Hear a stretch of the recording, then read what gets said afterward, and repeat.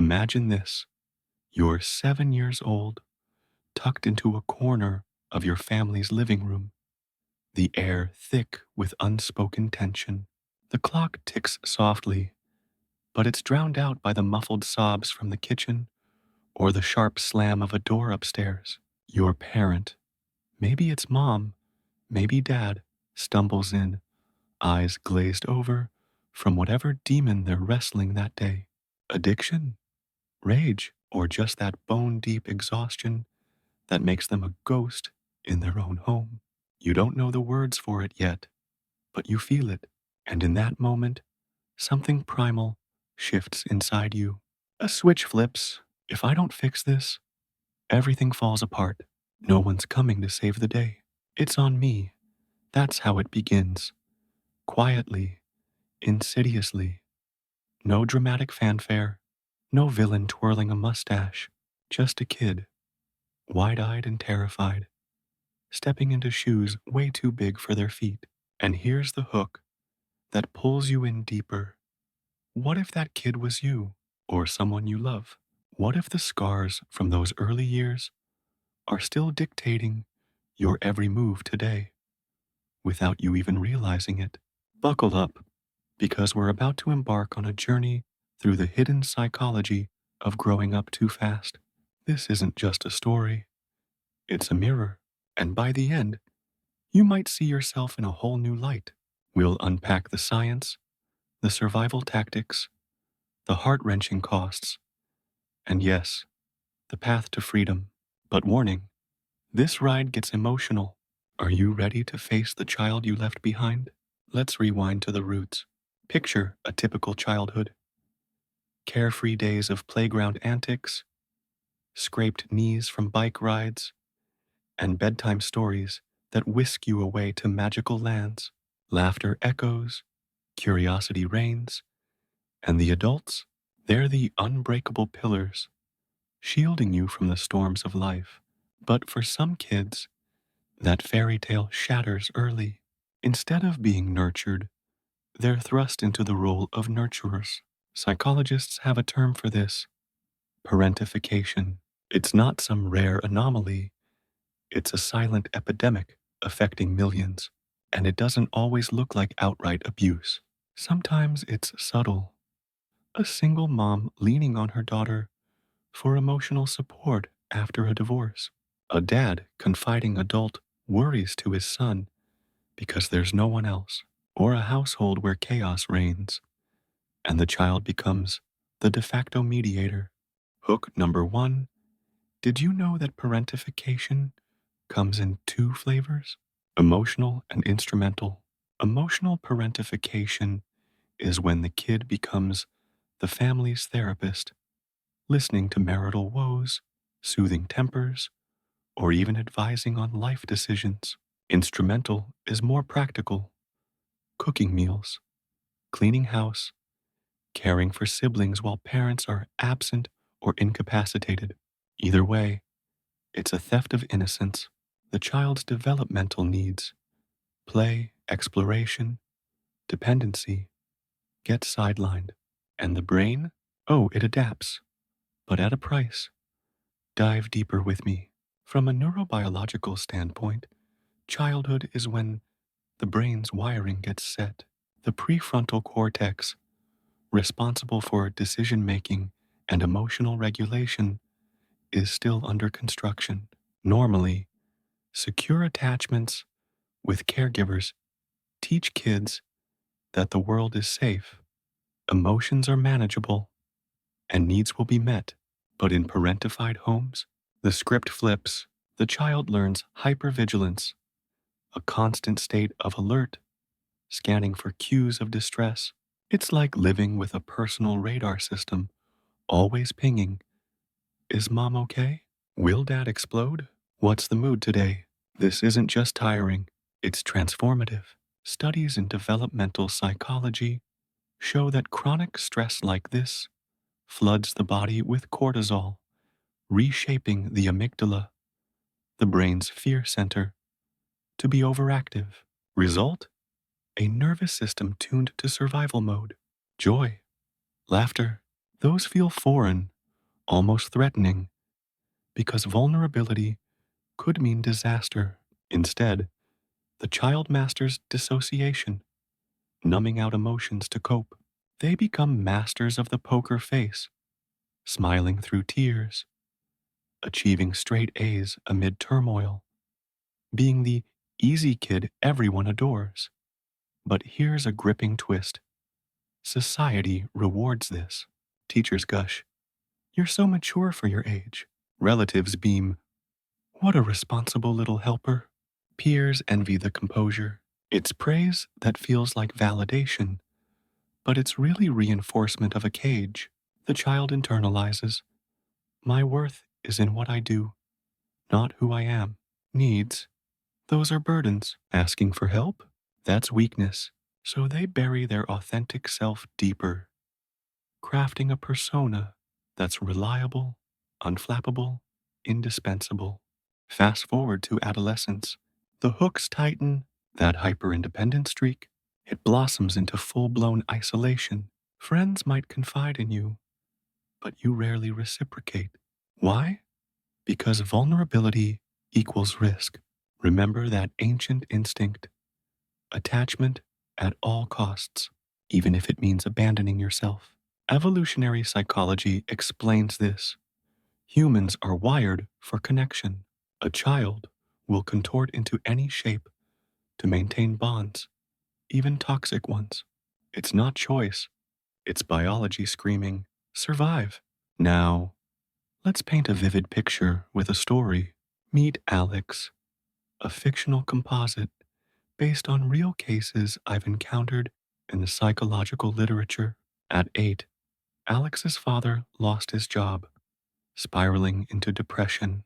Mom worked double shifts, leaving Alex to manage the household, waking siblings, packing lunches, even forging notes for school.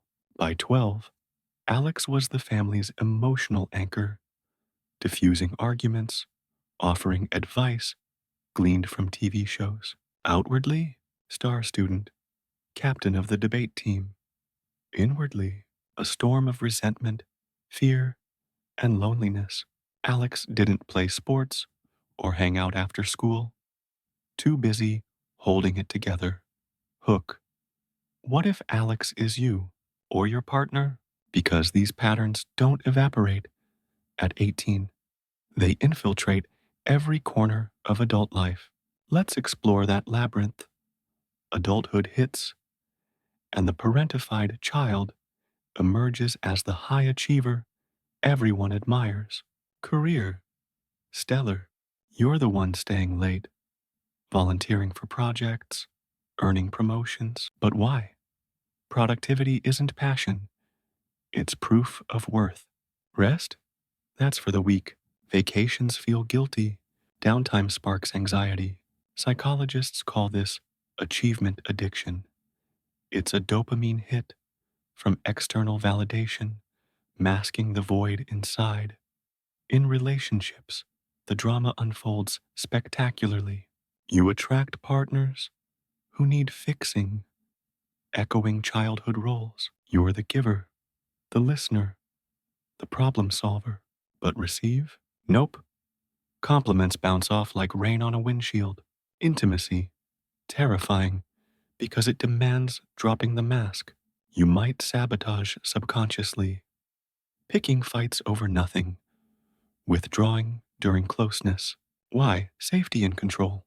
Love feels transactional, give to get, but never fully trust. Here's a heart-wrenching hook. Ever feel numb during milestones? Weddings, promotions, births. Moments of pure joy trigger dissociation. Why?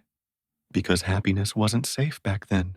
It could shatter at any moment, so your system learned to mute it. Or worse, you anticipate the other shoe dropping, turning bliss into dread. Self-worth? Shaky at best. You apologize profusely for existing, for emotions, for needs. Boundaries? Foreign concept. Saying no feels like abandonment. Result? Resentment builds silently. erupting in passive aggression or burnout. And health?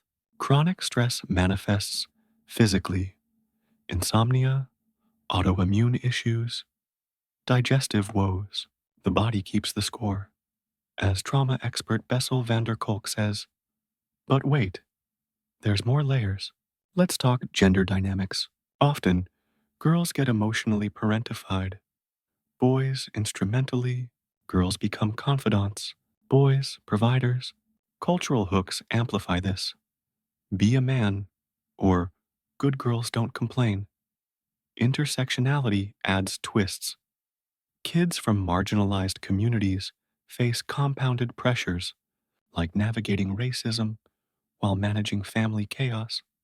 Now, a riveting question: why do we cling to these patterns? Because they're familiar. Chaos feels like home, peace, suspicious. Neuroplasticity wired it in young, but here's the empowering twist: it can rewire. Healing starts with awareness. Enter shadow work, courtesy of Carl Jung. It's not fluffy self care, it's gritty confrontation with the repressed self, the inner child. That 7-year old still frozen in fear needs reparenting. How? Start with witnessing. Journal the memories. What happened? How did it feel? No judgment, just validation. It wasn't your fault. You were just a kid. Hook. Imagine dialoguing with your younger self. What do you need? Answers might flood. Safety, play, attention. Then, provide it. Set boundaries. Practice saying no. Seek therapy. Modalities like EMDR or IFS, internal family systems, target trauma directly. Build secure attachments. Surround yourself with people who reciprocate care. Stories of transformation inspire. Take Sarah, another composite, parentified by an alcoholic mother. Sarah became a workaholic lawyer. Relationships in ruins. Therapy uncovered the pattern. She started small, delegating tasks, asking for help. Slowly, joy crept in. Hobbies, laughter, vulnerability. For the first time, she said, I feel seen. But healing isn't linear. Relapses happen. Old triggers pull you back. That's okay. Compassion is key. Forgive the child who adapted brilliantly. Honor the adult, reclaiming life. Expand on symptoms. Hypervigilance in crowds. Scanning for threats. Perfectionism as armor. People pleasing to avoid conflict. Emotional numbness.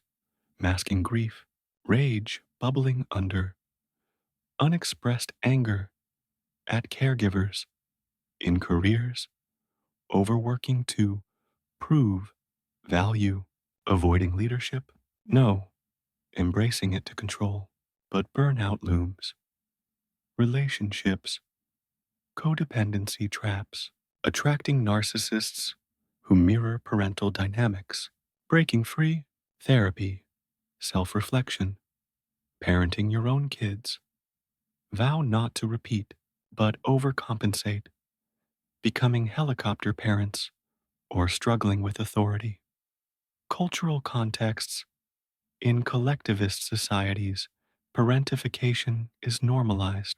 Immigrant families often burden kids with translation, finances, psychological theories, attachment styles, avoidant or anxious from inconsistent care.